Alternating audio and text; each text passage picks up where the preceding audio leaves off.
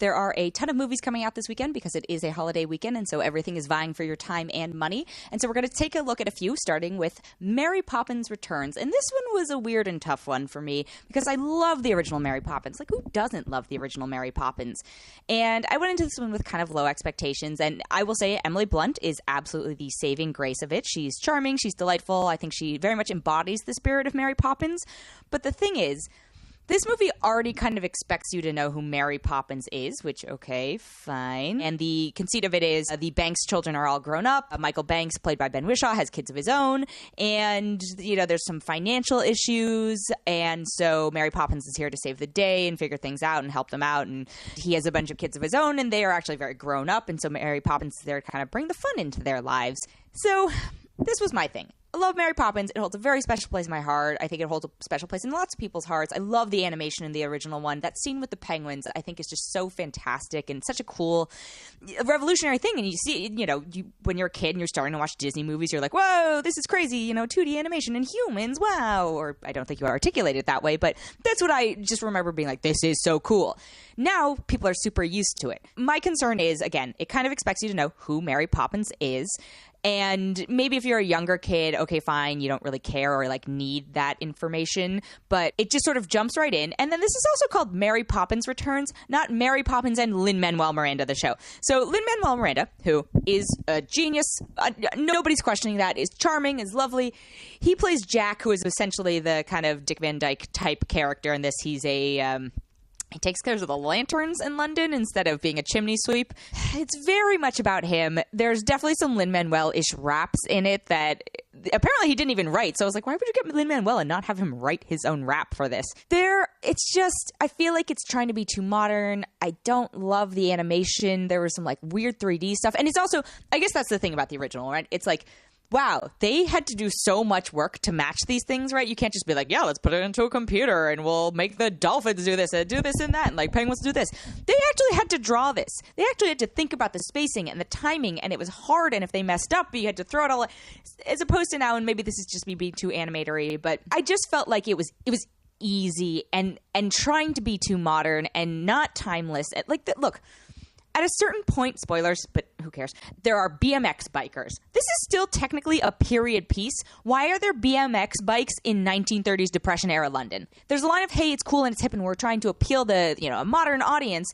But then you've also said it in 1930s Depression-era London. It's just, there was a huge disconnect. And look, the cast is very strong. You've got Emily Blunt, who's great, Lin-Manuel Miranda, Ben Whishaw, Emily Mortimer plays Jane Banks all grown up, Julie Walters plays like the housekeeper, Colin Firth is in it.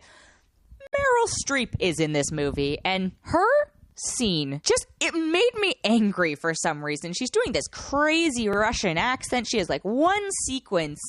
It's just like, why, Meryl Streep? Why? And so, I'm looking at it as, okay, look, I get I have a hang up because I love the original Mary Poppins, and this is not for me. Right, this movie is not for fans of the original Mary Poppins necessarily, but it's maybe supposed to be a Mary Poppins for a new generation. And I look at it and I look at the structure and I look at the lack of kind of introduction to the characters and the expectations to know certain things. And then the references to the original ones, and that's part of it. If I was a kid watching this now, would this have the longevity and the emotional attachment for me that I feel towards the original one? And I don't think the answer is going to be yes. Like, I don't think that I think it was set up for failure. And plenty of people have expressed love for it, and I'm like, okay, fine. Maybe you're less frustrated, and maybe you wanted it to succeed, but I don't know if I wanted it to succeed or fail, because again, I do like Emily Blunt. When she does well, you know, I'm not unhappy, but I couldn't connect to it. I felt like it was honestly kind of forced. So I'm only going to give it 3.1 out of 5. And then there's another film that I actually did have okay expectations for and wanted to succeed, and that is Aquaman. And oh, from the very beginning, they lost me. They just lost me. It's very confusing to me because it's like, okay, this is the Aquaman kind of origin story, but it's trying to hide the fact that it's an origin story. And I think it takes place in a post-Justice League world because people know who Aquaman is. But it's doing these like weird intercuttings of like, hey, here's actually how Aquaman became Aquaman. And it's not a particularly compelling story. And I will say, there was a moment where I was like, ugh, this is the Sword and the Stone. And then I realized that his name is Arthur, and I was like, oh, okay, never mind. Well played. This was always the sword in the stone, and I just didn't realize it because I actually don't know a ton about Aquaman aside from that he talks to fish. And casting Jason Momoa was a very smart move because if you look at the kind of like original cartoon or comic book representations of Aquaman, he's like this super white, orangey, silly, topped, fish-legged, but actually two legs man, and he just looks cheesy, right? And Jason Momoa brings a charm, he brings a diversity, he clearly had fun playing this role, but I feel like he's kind of like just in his own little world, like having fun. They cast Amber Heard as Mera, and I guess she's pretty to look at, but like her hair is just mediocre Little Mermaid ripoff, reddish orange. Their chemistry, I did not feel it. It's just two very pretty people kind of standing near each other and like having a couple romantic moments. Nicole Kidman is in this movie. What the what? Mildest of spoilers for the very beginning, but we do see Nicole Kidman like in action, and the CG is so bad. Like it is so bad. I was like, oh, this is how we're starting. We're doomed. We are absolutely doomed. The cast is rounded out by Willem Dafoe and Patrick Wilson, and then someone cast obviously James Wan, the director, who I really wanted to succeed, cast Dolph Lundgren. What the actual hell? I legitimately do not understand the motivation behind casting Dolph Lundgren. Like, I don't know if this is some sort of weird wish fulfillment. He's like, yeah, I'm just such a big, like, Rocky fan that I had to have Dolph Lundgren. He hasn't been doing a ton since The Expendables. I know he was in Creed 2 recently.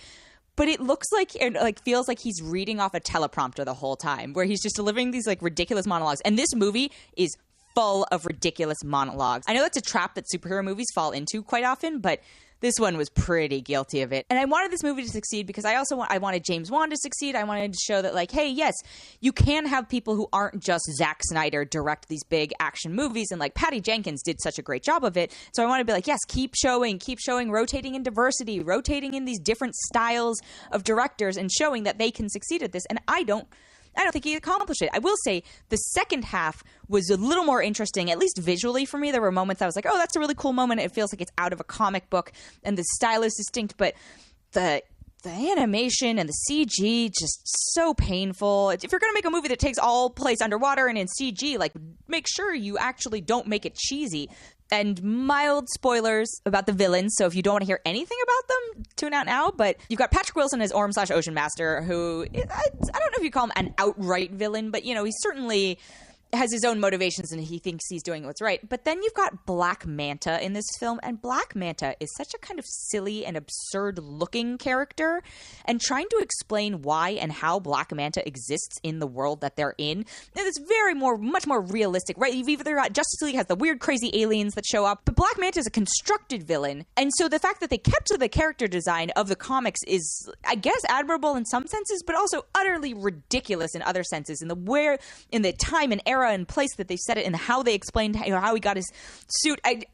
It felt so disposable and such a distraction from what should have been the real story, which is, you know, Aquaman fighting or disagreeing with his brother or half brother. I just felt like they were trying to cram too much in. It would have been much better if they just kept it to a simpler family feud. It's the Arthurian legend, but it's just trying to do too much, and it does not do a good job for me. And I will say, there have been a bunch of different reactions to this. I fall into somewhere between meh to I am disappointed by this, but there are some people who are like, yeah, like the ending and etc. It's like, it's greater than Wonder Woman. And I say, if that is your opinion, you're wrong.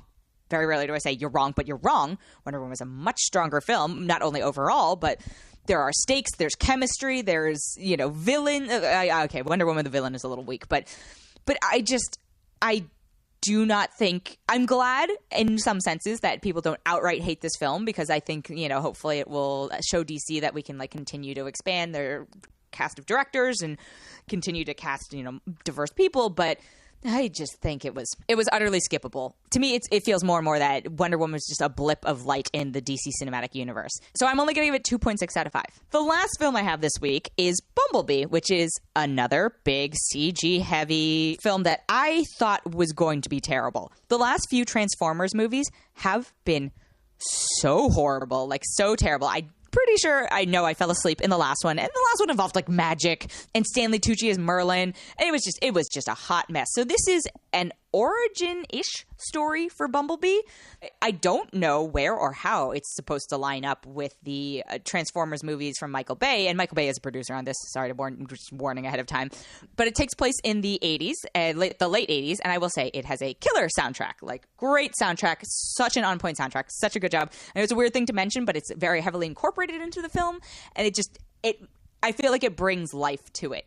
Hailee Steinfeld is playing a character called Charlie, and she is our female protagonist, which I think is great. She does a great job. She's not a super girly girl. She's pretty like mechanic heavy, but they made it feel organic in a way that other Transformers movies have kind of like shoehorned in girls with mechanic skills before. It felt like a natural, like, yeah, this is why this girl is really good with cars. Okay, cool. John Cena plays a military man who has an encounter with the Transformers, and John Cena is just being John Cena, more of his WWE persona probably than like its train wreck persona, but I he's watchable. He's very watchable. Jorge Lendeborg Jr. is playing kind of the sidekick, love interesty to Hailee Steinfeld, but more sidekick. Then I think the most important part is we have Bumblebee. It's one of those things where, Transformers movies, you love Optimus Prime. Optimus Prime is a badass. You love him. It's great to see on screen. So it was like, okay, well, how do we make the Bumblebee story? And we get the origins of Bumblebee. They go through it pretty quickly, actually. And what they do that was interesting in this is they make him very cute and very appealing, which is kind of a challenging thing to do when something's supposed to be like a however many feet tall hunk of metal that has a bunch of weapons attached to it. And there are a lot of moments in it I was like, oh, this feels like animation straight up out of like How to Train Your Dragon, or there's some very E.T. moments. There are things they do that I was like, oh, these are like little animation tricks that make very sweet moments. And then actually, I will say there are some acting moments that are emotional. And you don't really get that in a Transformers movie usually, or you don't expect it. But I was like, yeah, Hailee Steinfeld held her own. There's a reason she was like an Oscar nominee, because even in a Transformers movie, she can make me feel.